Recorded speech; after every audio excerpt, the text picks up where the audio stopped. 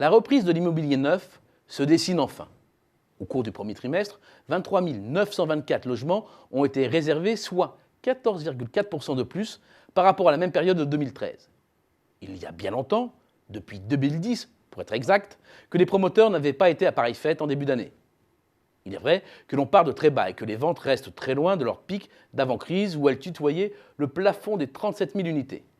Nous étions alors en pleine euphorie.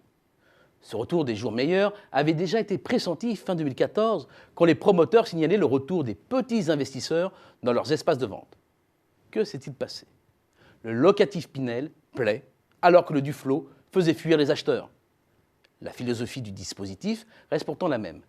Déduction fiscale d'une partie de l'investissement d'un particulier faisant l'acquisition d'un logement neuf, sous réserve de le louer et sous condition. Grande différence cependant, le nouveau dispositif est plus souple et permet entre autres de moduler la durée de son engagement, 6, 9 ou 12 ans, alors que l'ancien système était figé à 9 ans. Autre disposition appréciée par les bailleurs, la possibilité de louer à leurs parents ou à leurs enfants. Cette clause ascendant-descendant est un argument de vente supplémentaire. Enfin, le zonage a été réformé. Autrement dit, le découpage qui détermine les plafonds des loyers selon les villes permet aux propriétaires d'appliquer des prix plus proches de ceux du marché, donc d'augmenter la rentabilité de leur placement. Le succès est là.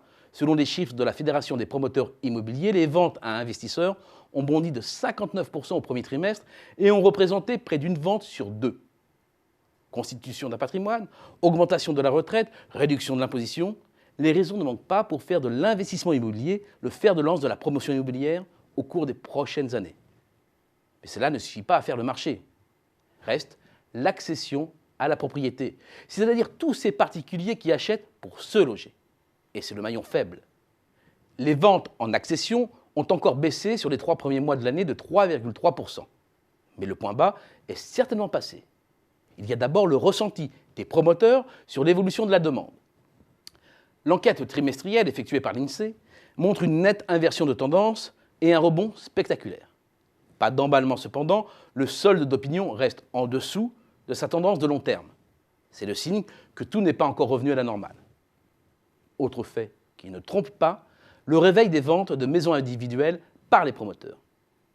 Ce retour des acheteurs est certainement à relier à la reconfiguration du PTZ à compter d'octobre dernier. Couplé à la hausse des prêts d'accession sociale, cela a permis aux primo-accédants de réinvestir le marché. Des ventes en hausse de 12% cette année semble une hypothèse prudente et la barre des 100 000 se rapproche. Une bonne performance à regarder néanmoins à la lumière des plus belles années où la profession écoulait en moyenne 125 000 logements, un écart de plus de 22%. Mais c'est un premier pas qui va dans le bon sens et qui permet de vider les stocks. La profession tourne donc définitivement le dos à l'une de ses crises les plus profondes de son histoire. Et les projets ressortent enfin des cartons.